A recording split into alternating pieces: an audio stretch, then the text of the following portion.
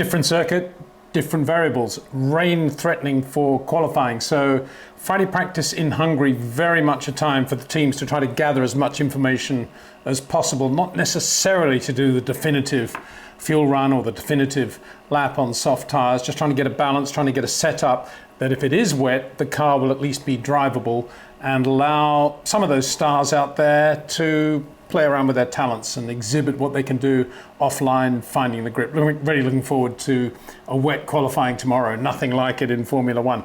In the meantime, beautiful day in Hungary. The theme of the day, Ferrari incredibly quick, Red Bull significantly slower. Not much slower, but significantly slower than Ferrari on both light fuel and heavy fuel. Haven't seen that for a long time. But both teams, of course, still have a measurable advantage over the opposition. Other news, Mercedes not looking quite as competitive today in Hungary as they did at Ricard. The spotlight for the midfield falling on McLaren Mercedes, making a massive comeback on this lovely circuit with slow corners, lots of traction episodes, they say. And not only Lando Norris looking very, very impressive, but also Daniel Ricciardo, a former winner, of course, in Hungary. So welcome back to being a racing driver, Daniel Ricciardo. Aston Martin also, in the wake of Sebastian Vettel's announcement 2 days ago that he'll be retiring at the end of this season. Aston Martin looking very good around Hungary. Lance Stroll, of course, good in the wet. So that team looking for a good performance tomorrow as well.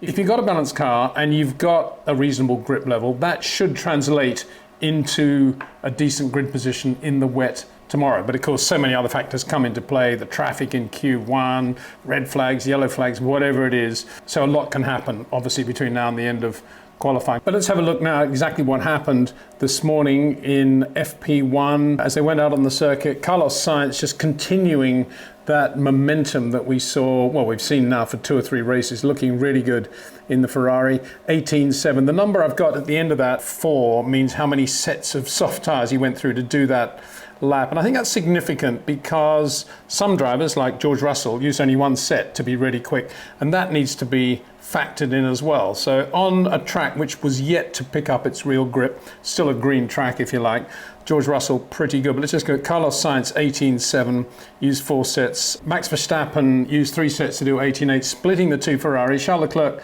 19.0. And Lando Norris did virtually no running for the first half hour and then came out and bang, was immediately quick. Really, really good. 19.2, 2 sets of tyres. George Russell 19.6, 1 set. Sergio Perez, yeah, there or thereabouts, 19.6. Didn't look like Monaco Sergio. This is more Ricard Sergio, minus a couple of layers, I guess. But we'll see how he goes. Maybe he'll go wet in the wet in qualifying. Lewis Hamilton, 19.7. For a while out there, he was ahead of George, but then George found 1/10. George also having a lot of instructions today about coast and fuel and turning the temperatures down. Obviously, there was some dramas with the mileage on the engine, so that has to be taken into account as well. And Esteban Ocon coming back to the circuit for Alpine, on which he won last year, 20.3, the same time as Fernando Alonso. Now let's have a look at the fuel runs in FP1. A wide variety of Pirelli compound choices there. No real surprise, given that everybody's thinking about the rain in qualifying. So Carlos Sainz didn't do many laps, but he was really good, 23.2, 23.4, 23.2 on the soft tyre. Max Verstappen, same time, 23.2, and did a pretty good run there. You can see the tyres holding together pretty well, even though the track is still a bit green. Daniel Ricciardo, I don't think had anything like the same amount of fuel. If he did, he's going to blitz the race. I don't think he had the same amount of fuel, but I'll put it in there because he did that run. I think they were giving him confidence because if you've got a slightly lighter car and you've got a nice balance, it does massive amount feel confidence going into a weekend like this. And we really want Daniel Ricciardo to be the Daniel Ricciardo that we know, who can do magical things in the wet. So 22.1 was his quickest lap, but really consistent run from Daniel. George Russell, yeah, this is representing now, I think, what happens at Mercedes. They put weight in the car now, additional weight with the fuel. He did a 25.3. Lewis Hamilton, a little bit quicker. They both ran the hard tyre, but it's looking like a difficult weekend so far for Mercedes. They've obviously had to raise the ride height to get the thing to perform reasonably well on a relatively bumpy circuit, and in so doing, the grip has gone away. So they have nothing like the same relative grip here in Hungary as they had in France, which is what I think most of us feared, but most of us hoped wouldn't be the case, that we hope that Mercedes magically might be able to have found more downforce without compromising it too much around the bouncing. Speaking of which, there didn't seem to be that much. There was a moment when Max Verstappen, of all people, was complaining about the bouncing. That may well have been a specific ride height that he was running at that point in practice, but otherwise not too much. And visually we saw a little bit on the McLarens, you could actually hear the bouncing a little bit, but nothing really bad on this occasion so far, which of course augurs well for a wet session as well. Let's have a look now at FP2, which the track was a little bit hotter in FP2, and the light fuel runs. Again, you can see how many sets of tyres the various drivers used to do those times. And again, I think that is a significant point towards a car that naturally feels drivable with a high grip level. And there you can see how good McLaren are. When Lando came out and did that time, 18.6, it was just like one lap. He'd been setting the car up on medium tyres, and then they just put one set of soft tyres on, did 18.6. Bearing in mind, Carlos Sainz had used 3 sets to do the same time. And when I say 3 sets, what's often happening here is that the driver's making a mistake on his first set, maybe going over a curb, maybe getting the car slightly damaged, but then inevitably they put on a new set.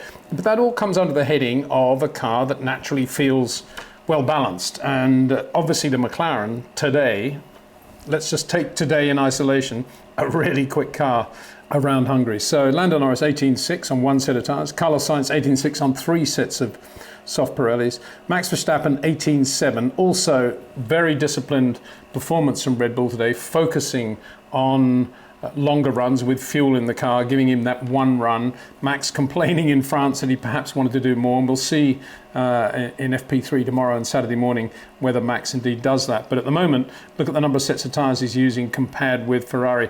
I'm not making that comparison in terms of what they can take into the race. I'm just making the comparison under the heading of what cars are quick out of the block. So Max Verstappen, you could say, not bad, 18.7 with 1 set. Charles Leclerc, 18.4 though. That's a significant difference to what we normally see. Daniel Ricciardo, put another way, Max slower than Lando Norris and only just quicker than Daniel Ricciardo. We haven't seen that for a long time. So Max 18.7, Daniel Ricciardo 18.8 on that 1 set. Fernando Alonso also in there. Alpine kind of getting it together again, as you would see, 19.0. Sebastian Vettel, there you go, proving that the Aston Martin's not a bad car at all in the midfield this weekend, 19.2, also with 1 set.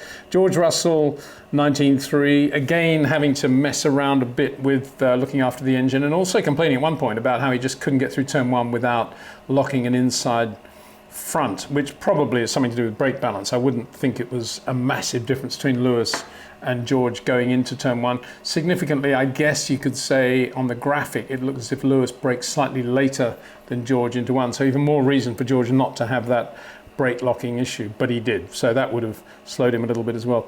Sergio Perez, 19.3, round and round, 2 sets.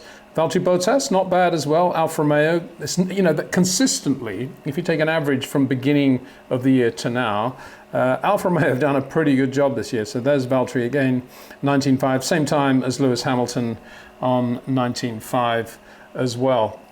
And then we come, as I say, often here to the heart of the day, which is the fuel runs in FP2. Perhaps not quite as significant if the weather's going to be changeable on Sunday. Prediction of rain certainly on Saturday, changeable weather on Sunday. But nonetheless, again, a variety of different compounds used by various drivers, both McLaren drivers. Talk about organisation, both of them starting their fuel run on the hard tyre and then switching to the soft tyre as well. So they're getting a massive amount of data from those 2 drivers. Both cars ran reliably, both cars were quick. I put in bold, obviously, the quickest lap from each stint, so we can make a pretty quick comparison. But Charles Leclerc, 23.4 on the medium tyre. Max Verstappen, 23.7 on his first lap on the medium tyre, and then got slower after that. So there you can see Ferrari really looking strong in terms of a long run on a dry track in that ambient condition.